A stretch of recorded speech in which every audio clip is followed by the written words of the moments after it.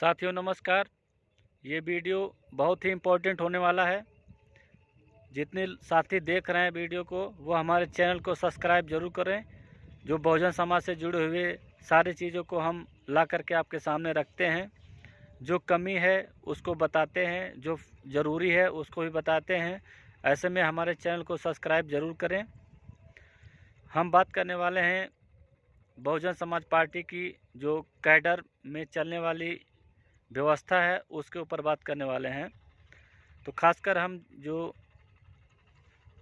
मुख्य कोऑर्डिनेटर हैं श्री आकाश आनंद जी और उसके साथ साथ जोन कोऑर्डिनेटर और मंडल कोऑर्डिनेटर, जिला अध्यक्ष, तमाम सेक्टर अध्यक्ष, विधानसभा अध्यक्ष से मैं कहना चाहूँगा कि अगर आपको पार्टी को काफ़ी मजबूत करना है, ऐसे में पिछड़ी जातियों को ज़्यादा फोकस करना पड़ेगा।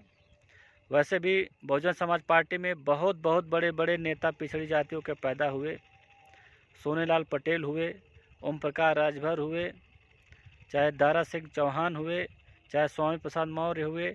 तमाम नाम ऐसे हैं जो पिछड़ी जातियों के दमदार नेता रहे हैं।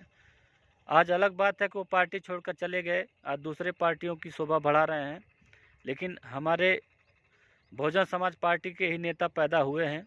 वो दूसरे पार्टी में आज अपने निजी स्वार्थ के बल पे जा कर के वो काम कर रहे हैं।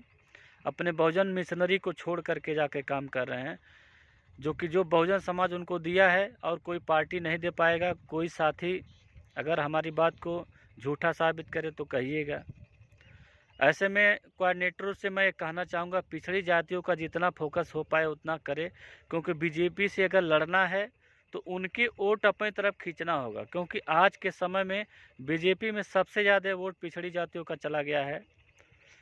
सभी बिरादरी में लगभग वोट चला गया है बीजेपी में, तभी बीजेपी का वोट 49% से ऊपर जा रहा है। ऐसे में बहुजन समाज पार्टी का कभी दमदार वोटर हुआ करते थे पिछड़ी जातियों में और माइनॉरिटी थे। अभी भी लगभग आधे के आसपास साथ तो हैं, लेकिन और माइनॉरिटी को छोड़ दिया जाता और पिछड़ी जातियों पे फोकस करने की ज़रूरत है। ऐसे में बहुजन समाज पार्टी काफ़ी मजबूत होगी।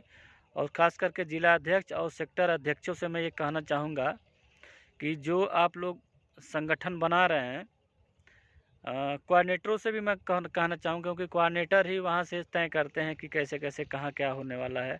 जो कैडराइज किया जाता है, कैडर कैंप लगाया जाए, वो पिछड़ी जातियों के लोगों को लगाया जाए।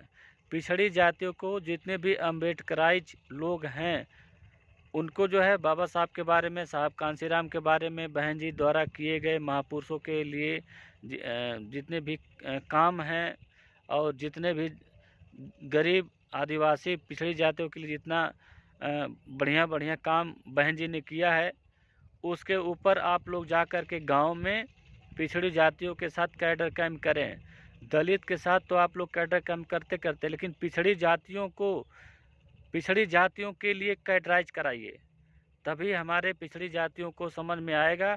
उनको अभी पिछड़ी जातियों में बहुत सारे ऐसे बिरादरी हैं जो अंबेडकर साहब को जानते तक नहीं हैं, उनके बारे में पढ़ना नहीं चाहते हैं। उनको लगता है कि अंबेडकर सिर्फ दलितों के नेता थे या उनके मसीहा थे। उनको ये नहीं पता कि पिछड़ी जाति को लिए भी उन्होंने बहुत कुछ किया है। ऐसे में बहुजन विचारधारा को आगे ले जाने के लिए जितने भी पिछड़ी जात के साथी हैं वो अपने अपने सेक्टर वाइज, एक सेक्टर में जितने भी पिछड़ी जातियों के पदाधिकारी रखे जाएं, वो जा कर के अपने अपने एक गांव में एक सेक्टर लगाया जाए। एक गांव में जब सेक्टर लगेगा तो पिछड़ी जातियों में जागरूकता ज़्यादा आएगी।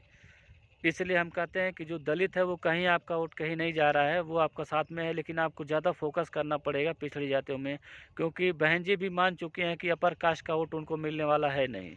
ऐसे में सिर्फ पिछड़ी जात और माइनॉरिटी और दलित का कॉम्बिनेशन ही बहुत बड़ा खतरनाक साबित हो सकता है किसी भी पार्टी को हराने के लिए।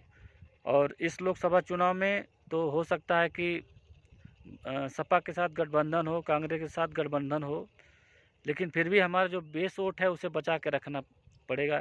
एक बार और आपसे कहना चाहेंगे, अगर हमारी बातें आपको अच्छी लगे तो हमारे चैनल को सब्सक्राइब करिएगा चैनल को, और लाइक शेयर ज़रूर करिएगा ताकि हमारी बातें बड़े बड़े नेताओं के पास पहुँचे। धन्यवाद।